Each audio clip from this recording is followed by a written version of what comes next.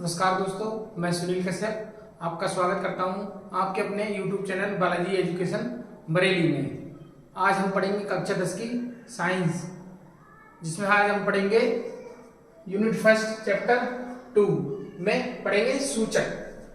इससे पहले हम लोग अम्ल और क्षारक के विषय में पढ़ चुके हैं। तो अम्ल क्षारक हम पढ़ चुके हैं और मैंने आपको उसमें लवण की परिभाषा भी समझाई थी। तो आज हम पढ़ेंगे सूचक। तो हमने पिछली क्लास में पढ़ा था कि अम्ल क्या होते हैं और क्षार क्या होते हैं। मैंने आपको पढ़ाया था कि अम्ल का स्वाद खट्टा होता है और क्षार का स्वाद कसैला और या कड़वा होता है। तो अम्ल और क्षार की जांच करने के लिए हम सूचक का प्रयोग करते हैं। तो सूचक से हमें पता चलता है कि अम्ल है या क्षार है। तो अब जैसे मैंने बताया आपको कि क्षार स्वाद में खट्टे होते हैं और क्षार कसैले या कड़वे होते हैं। तो हम प्रत्येक को टेस्ट करके नहीं पता कर सकते हैं, इसीलिए हम सूचक का प्रयोग करते हैं। तो सूचक क्या होते हैं हम पढ़ते हैं। सूचक क्या होते हैं? सूचक किसी दिए विलयन में अम्ल या क्षार की स्थिति को निर्धारित करते हैं, सूचक कहलाते हैं। सूचक का अम्लीय व क्षारीय रंग भिन्न भिन्न होता है। सूचक के प्रकार पढ़ते हैं। सूचक कितने प्रकार के होते हैं? 3 प्रकार के होते हैं, प्राकृतिक सूचक और कृत्रिम सूचक या संश्लेषित सूचक। तीसरा होता है गंध सूचक, गंधयुक्त सूचक। तो सबसे पहले पढ़ेंगे प्राकृतिक सूचक। प्राकृतिक सूचक वे सूचक होते हैं जो हमें प्रकृति से प्राप्त होते हैं, प्राकृतिक सूचक कहलाते हैं। तो प्राकृतिक सूचक की लिस्ट में आते हैं हमारे लिटमस पेपर और हल्दी, और भी होते हैं, लेकिन आज हम लिटमस और हल्दी को ही पढ़ेंगे।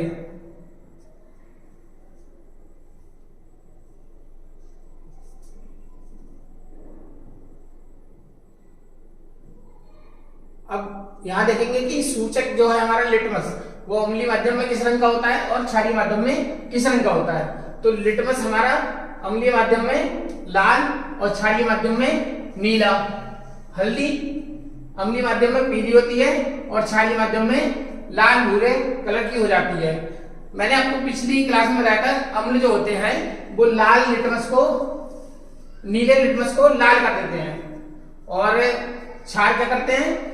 लाल लिटमस को नीला कर देते हैं। तो इसी के लिए मैंने दर्शाया यहाँ पर कि लिटमस जो होता है अम्लीय माध्यम में लाल होता है और क्षारीय माध्यम में नीला होता है। हल्दी अच्छा, जैसे कभी हम कहीं खाना वाना खाएं तो शर्ट वगैरह पे कभी दाग लग जाता है, तो जब हम उसे धुलते हैं तो साबुन से धुलते हैं। तो साबुन से जब धुलते हैं तो साबुन क्या होता है? क्षारक।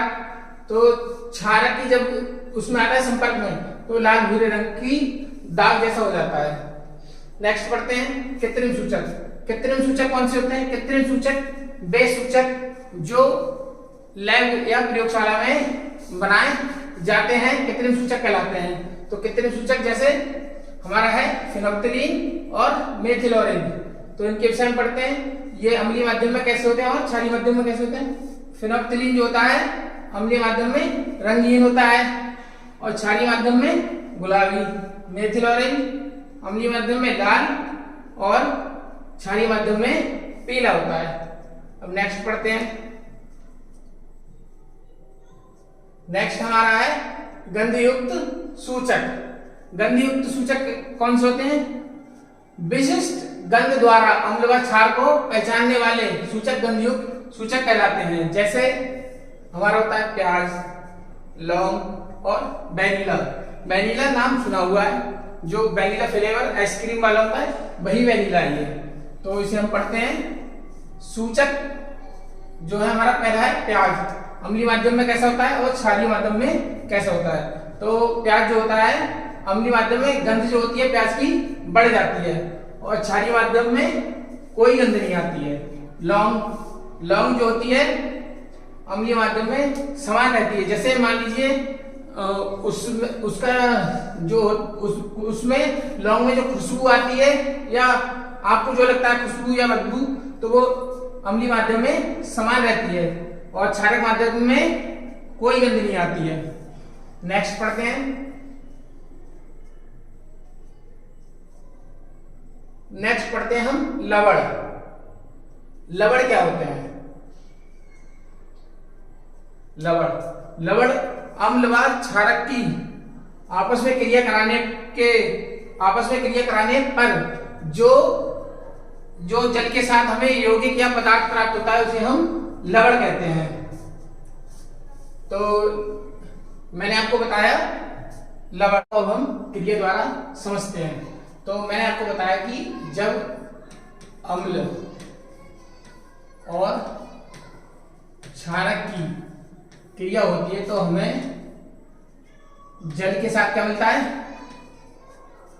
जल के साथ क्या मिलता है? लवण। तो मैं एक अम्ल ले लेता हूं, अम्ल जैसे HCl, और क्षारक ले लेता हूं NaOH। तो अब अम्ल की प्रकृति क्या होती है? अम्ल H+ आयन देते हैं और क्षारक की प्रकृति क्या होती है? OH- देते हैं। तो हमें क्या मिलेगा? एक तो हमें मिलेगा जल, और क्या मिलेगा? NaCl यानी कि सोडियम क्लोराइड। Sodium chloride. तो अम्ल और क्षारक की जब आपस में क्रिया कराते हैं तो क्या मिलता है? लवण प्लस जल। और इस अभिक्रिया को क्या कहते हैं? उदासीनीकरण अभिक्रिया। की हाइड्रोजन क्लोराइड और क्षारक है हमारा क्षारक सोडियम हाइड्रोक्साइड, और लवण हमारा है सोडियम क्लोराइड।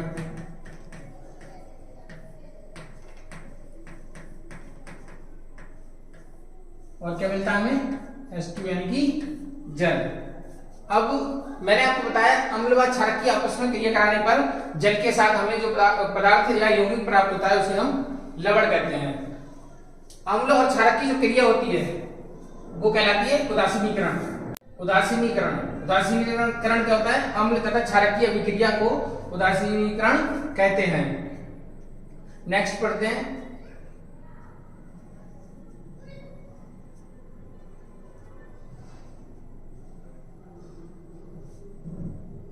नेक्स्ट हम देखते हैं। अब हम पढ़ेंगे कि क्षारीय मूलक क्या है और अम्लीय मूलक क्या है।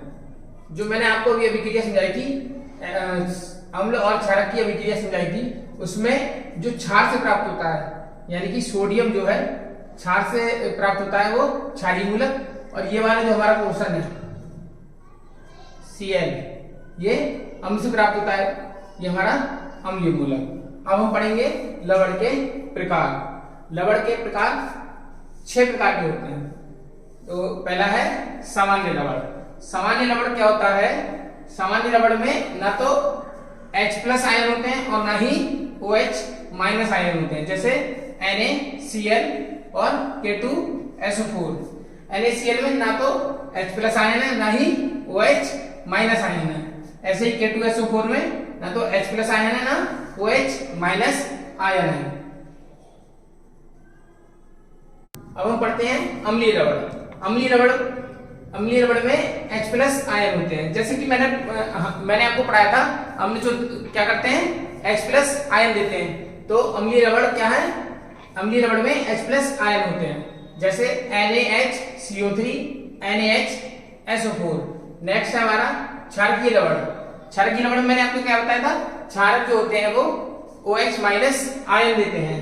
तो वे लवण जिनमें OH आयन होते हैं, जैसे ZnOHCl FeOH2Cl। नेक्स्ट पढ़ते हैं द्विक लवण। द्विक लवण में 2 लवण निश्चित अनुपात में होते हैं, जैसे ये हमारा है K2SO4 Al2SO4 का होल थ्राइस 0.24 H2O। ये हमारा फिटकरी का सूत्र भी है। नेक्स्ट पढ़ते हैं मिश्रित लवण। मिश्रित लवण क्या होते हैं? वे लवण जिनमें एक से अधिक अम्लीय या क्षारीय मूलक उपस्थित होते हैं, जैसे Na-KSO4, इसमें क्या है, एक ही प्रकार के धनायन, या इसे ये भी बोल सकते हैं एक ही प्रकार के एक से ज्यादा धनायन और ऋणायन जिनमें होते हैं वे मिश्रित लवण होते हैं। जैसे हम यहाँ देखते हैं धनायन है और ऋणायन भी है। नेक्स्ट पढ़ते हैं, एक ही प्रकार के हैं।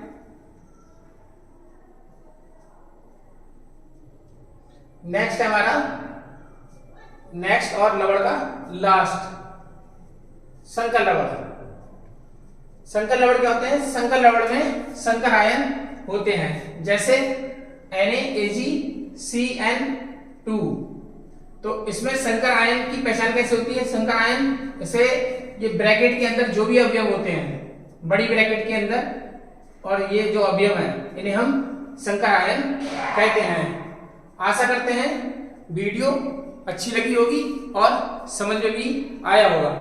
वीडियो पसंद आई हो तो वीडियो को लाइक करें, और आशा करते हैं मैंने आपको जो समझाया है वो समझ आया होगा, और ज्यादा से ज्यादा लाइक और कमेंट करें, जिससे कि हमें भी मोटिवेशन मिले और हम अच्छे से और वीडियो बनाएं, जिससे कि और अच्छा आप समझ पाएं।